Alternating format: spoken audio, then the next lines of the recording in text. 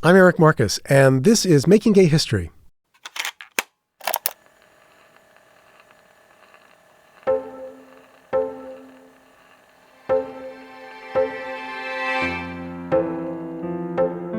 In 1983, 27-year-olds Deborah Johnson and Zandra Rolón Amato went to a Los Angeles restaurant for what was supposed to be a romantic dinner.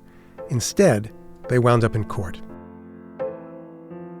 The two seasoned activists from the 1970s and early 1980s gay and lesbian civil rights movement found themselves face to face with the kind of discrimination they thought was history. By the early 1980s, dozens of cities and counties across the country had passed laws protecting the rights of gay people in employment, housing, and public accommodations. That included restaurants, but that didn't mean everyone complied with the laws, and a lot of those new laws had never been tested in court. Deborah Johnson grew up in Los Angeles in what she described as a very upper-middle-class bourgeois black household, a very well-rooted, extremely well-connected family. Deborah called Zandra's family a Mexican commune. Zandra explained jokingly that she was related to 3/4 of the population in Brownsville, Texas. So here's the scene. It's January 5th, 1991, and I'm sitting in Deborah and Zandra's living room at their little ranch house in Aptos, California, just a couple of blocks from the Pacific Ocean in Northern California. They are on the edges of their seats, eager to tell me how they found themselves in the middle of a very public civil rights battle represented by the famous attorney Gloria Allred. After I asked Deborah and Zandra to identify themselves, I asked Deborah what inspired her to be an outspoken and very public activist.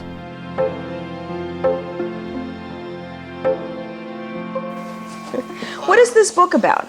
I'm going to tell you, I just want to check your voice levels. If you can just introduce yourselves. Zandra Rolón. Deborah Johnson. Why did you do this? For my life. I thought I was going to die. It was my life versus people's attitudes. I used to secretly read The Lesbian Tide.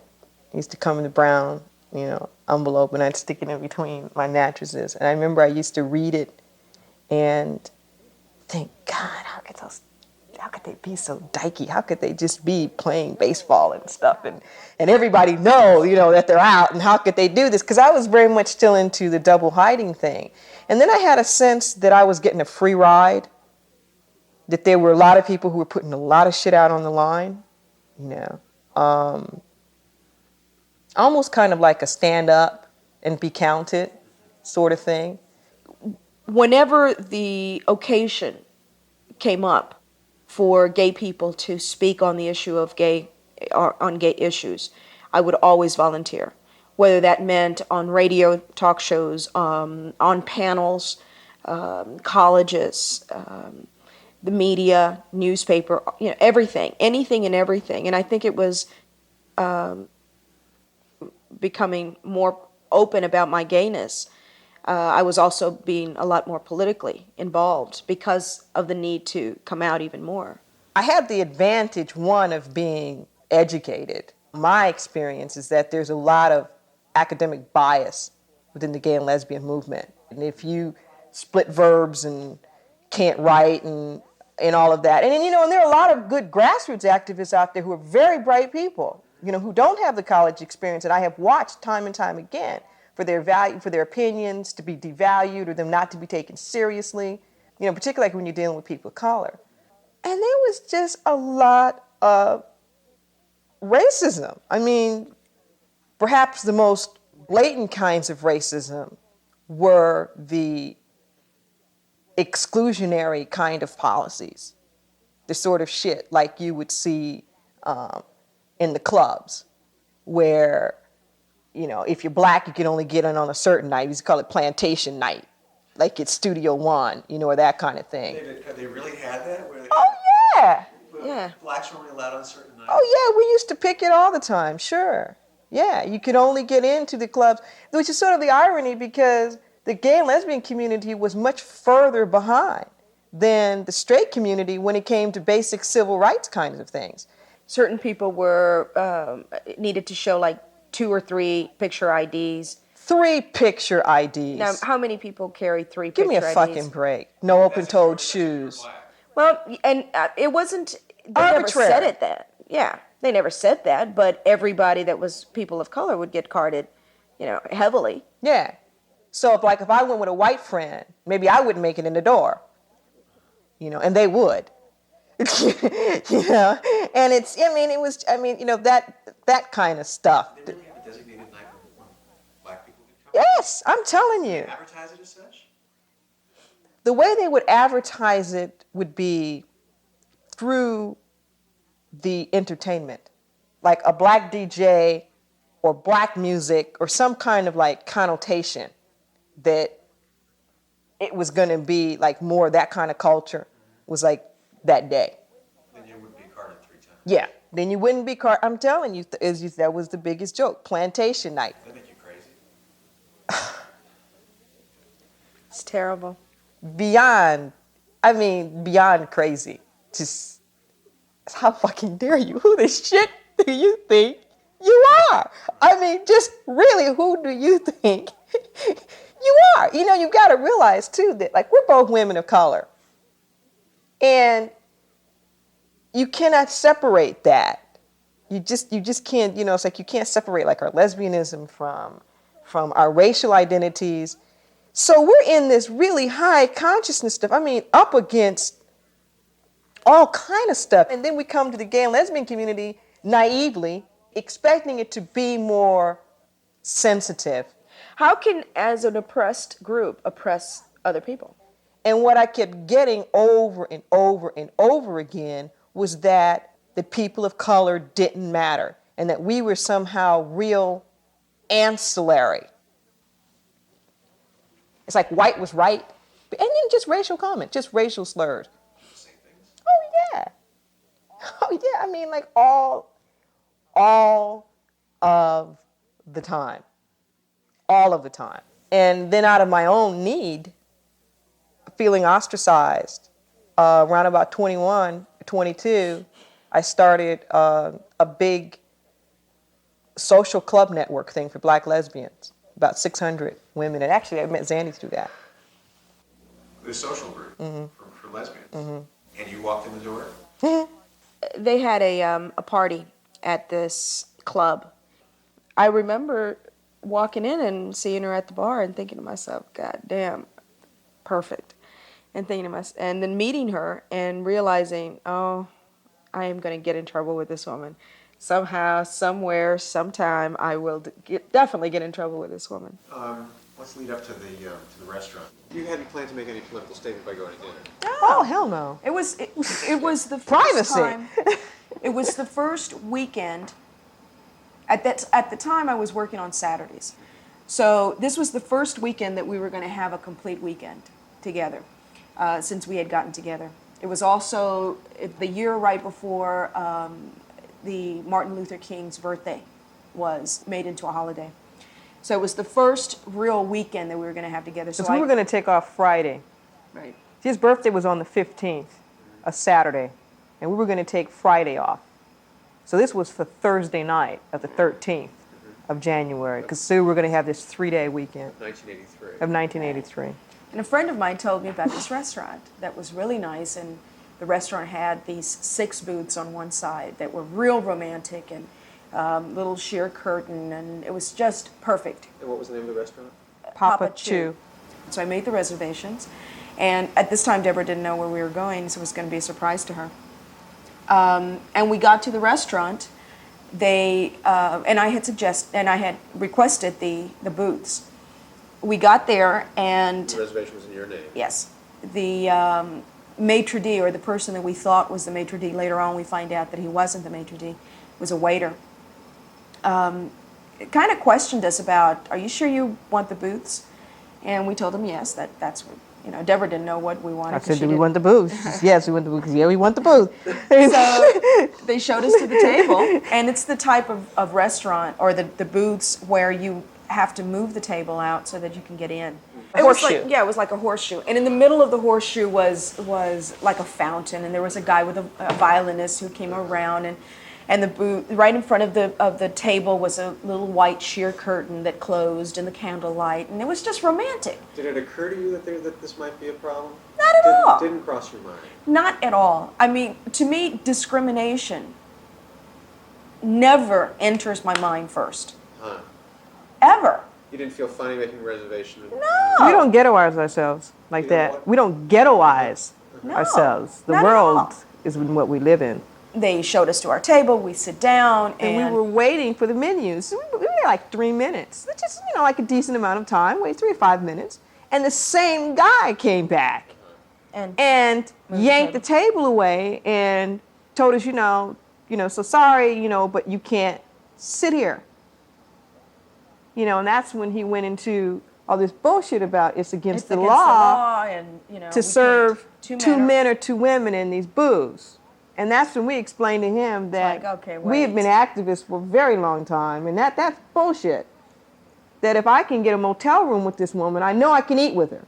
Yeah. That's what we told him. We said, I don't know what, you're in drugs? I mean, what is the problem? And of course, at that point, it was, everybody is looking at their little booths, and, and we asked to see the manager. And we weren't going to move.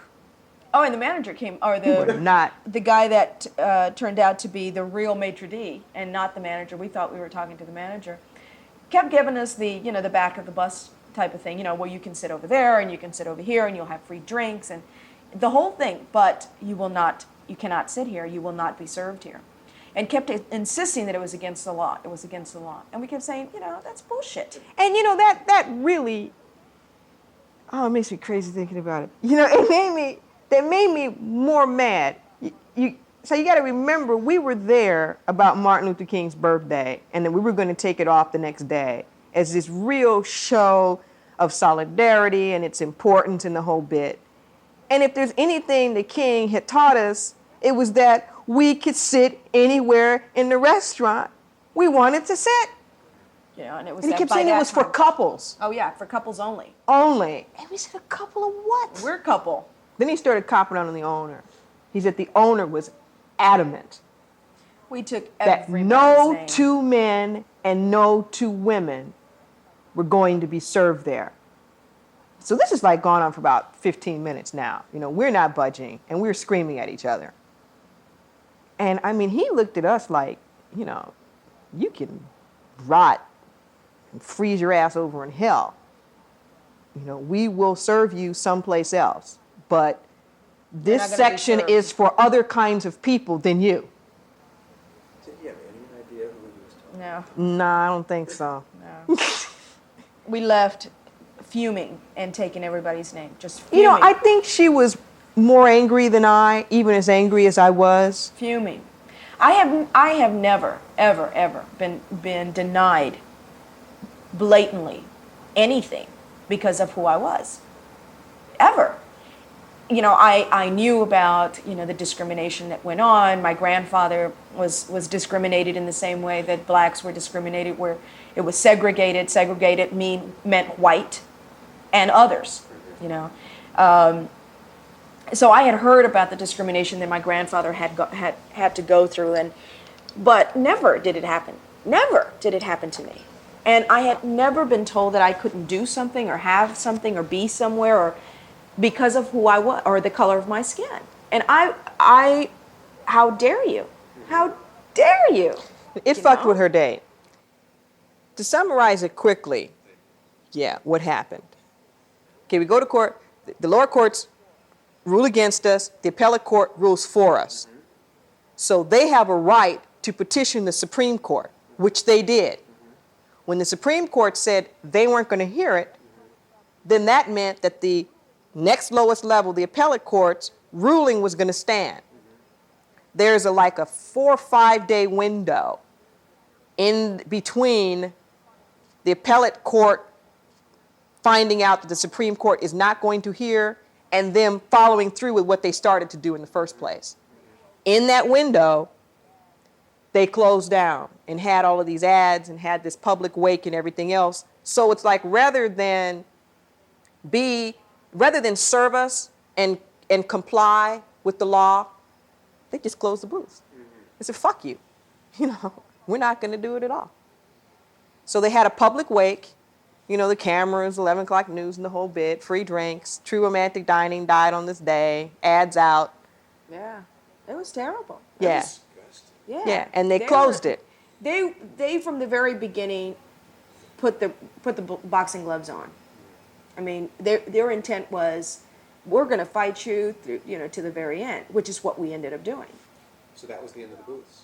That was Is the end of the case? boots? That was the end of the Well, boots? yeah, basically, yeah, because we went back and then they, issued the injunction and they issued, the motion of summary judgment. We won and they paid the attorney's fees and gave us our fine, $250 apiece, which was the fine for the local ordinance. They had to pay the attorney's fees, which was Almost $30,000. Yeah.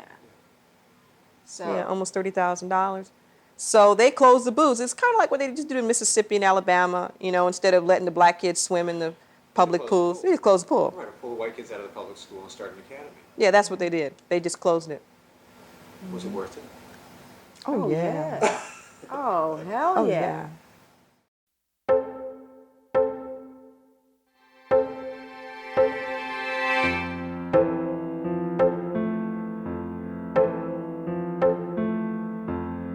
Deborah Johnson and Zandra Rolón Amato never set out to test anti-discrimination laws, but they did, and they won. And even though the owner of the Papa Shoe restaurant simply carted his romantic booths to the curb, Deborah and Zandra's case put teeth into the local gay rights ordinance. While their case didn't actually change California's civil rights bill to add sexual orientation, the appellate court interpreted the law to include sexual orientation. Also, their high-profile court challenge made national news and showed the impact of prejudice on ordinary citizens who were simply trying to live their lives.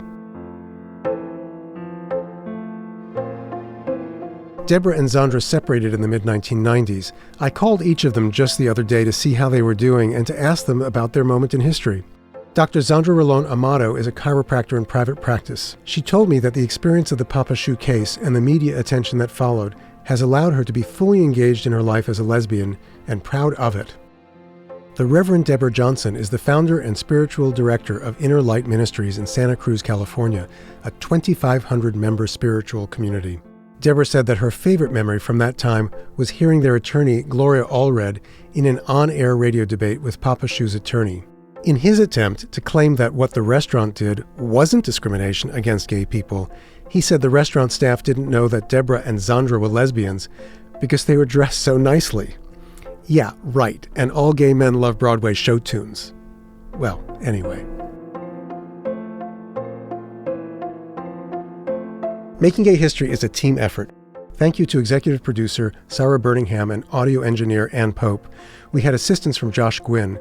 Our theme music was composed by Fritz Myers. Thank you also to social media strategist Will Coley, our webmaster Jonathan Dozer-Ezel, researchers Bronwyn Pardis and Zachary Seltzer, and thank you to our intrepid photo editor, Michael Green. A very special thank you to our guardian angel, Jenna Weiss-Berman.